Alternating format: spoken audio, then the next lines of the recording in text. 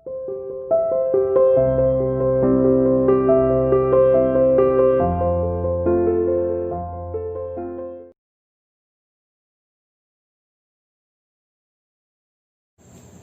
to CR International Online Classes. Hello students, how are you? Hope you are fine. बेटा हम अपनी सामाजिक और राजनीतिक जीवन बुक का चैप्टर नंबर 1 पढ़ रहे थे, समानता। आज हम इसी टॉपिक को कंटिन्यू करेंगे। ओके स्टूडेंट्स, देखिए सबसे पहले हम बात करेंगे अन्य लोकतंत्रों में समानता के मुद्दे। कि सिर्फ हमारे देश इंडिया में नहीं है लोकतंत्र के मुद्दे, तो ऐसे बहुत पूरे विश्व के अंदर ऐसे बहुत सारे देश हैं जहां पर लोकतंत्र को लेकर कई क्वेश्चंस उठते ही रहते हैं। आगे है रोजा पार्क की कहानी। रोजा पार्क एक लेडी है जो कि एक अफ्रीकन अमेरिकन वुमेन है। हम उसकी कहानी को पढ़ेंगे और हम ये जानेंगे कि किस तरीके से उसने इक्वालिटी के खिलाफ, इक्वालिटी यानी कि समानता के विरुद्ध विद्रोह किया और उसके कारण नागरिक अधिकार आंदोलन चला, जिसे हम सिविल राइट मूवमेंट भी कहते हैं। और उसके बाद ये सिविल राइट मूवमेंट एक्ट जो था 1964 में पास हुआ। फिर हम बात करेंगे लोकतंत्र की चुनौती के बारे में और लास्ट में हम पढ़ेंगे अनुच्छेद 15। ठीक है, तो देखिए बेटा, अन्य लोकतंत्रों में समानता के मुद्दे। शायद आप यह सोच रहे होंगे कि क्या भारतीय लोकतंत्र ही एक ऐसा है जहां पर असमानता का अस्तित्व है और जहां समानता के लिए संघर्ष जारी है। सच तो यह है कि विश्व के अधिकांश देश लोकतांत्रिक देशों में, विश्व के जो अधिकांश लोकतांत्रिक देश हैं वह समानता के मुद्दों को लेकर संघर्ष हो रहे हैं। सिर्फ एक इंडिया ही ऐसी कंट्री नहीं है जहां पर समानता के लिए संघर्ष हो रहे हैं। विश्व के बहुत सारे ऐसे लोकतांत्रिक देश हैं जहां पर हमारे देश की तरह ही संघर्ष लगातार चलता ही रहता है इक्वालिटी को लेकर। उदाहरण के लिए संयुक्त राज्य अमेरिका में अफ्रीकन अमेरिकन लोग जिनके पूर्वज गुलाम थे, मतलब ये अफ्रीकन अमेरिकन क्यों कहा गया, क्योंकि अफ्रीका के रहने वाले थे इनके पूर्वज और वहां से इन्हें यहाँ गुलाम बनाकर लाया गया था। अब ये अमेरिका में रहने लगे, इसीलिए इन्हें अफ्रीकन अमेरिकन लोग कहा जाता था। बेटे ये रंग के काले थे और जो अमेरिकन लोग थे वो गोरे थे। ये लोग आज भी अपने जीवन को मुख्य रूप से असमान बताते हैं, जबकि 1950 के अंतिम दशक में अफ्रीकी अमेरिकनों को समान अधिकार दिलाने के लिए आंदोलन हुआ। 1950 ईस्वी में आंदोलन हुआ कि इन लोगों को भी बराबर का अधिकार दिया जाए, लेकिन उसके बावजूद भी इनके साथ असमानता का व्यवहार हो रहा है।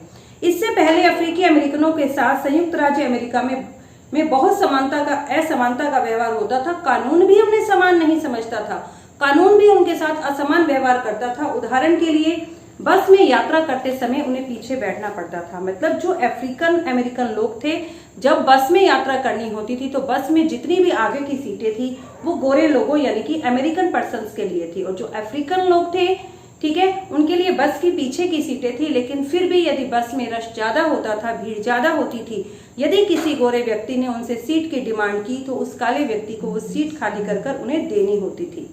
ठीक है, बस में यात्रा करते समय उन्हें पीछे बैठना पड़ता था और कोई भी गोरा आदमी यदि वहीं बैठना चाहे तो अपनी सीट से उठ जाना पड़ता था उन्हें।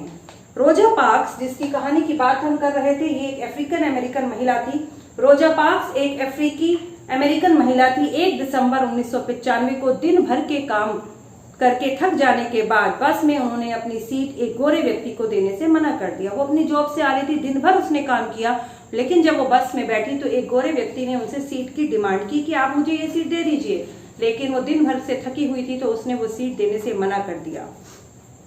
उस दिन उनके इनकार ने अफ्रीकन अमेरिकनों के साथ असमानता को लेकर एक विशाल आंदोलन आरंभ हो गया, जिसे हम नागरिक अधिकार आंदोलन के नाम से जानते हैं। इसे सिविल राइट मूवमेंट्स भी कहा जाता है।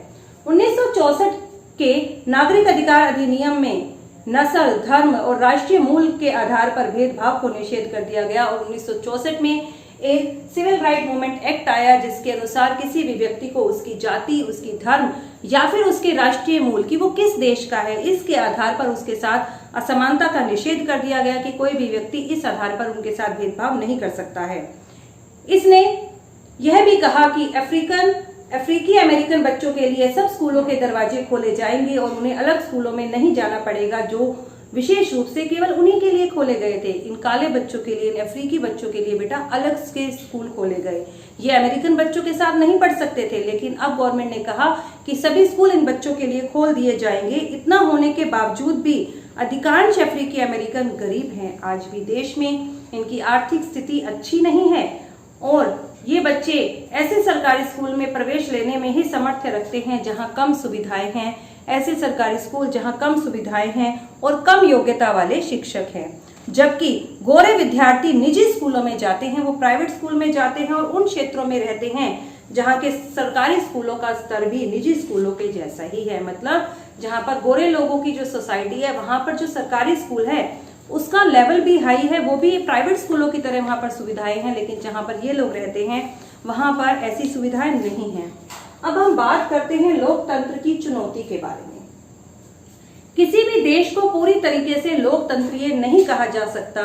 हमेशा से ही ऐसे समुदाय और व्यक्ति होते हैं जो लोकतंत्र को एक नया अर्थ देते हैं। मतलब असमानता को लेकर संघर्ष करते ही रहते हैं और लोकतंत्र में एक नया रूप लेकर आते ही रहते हैं।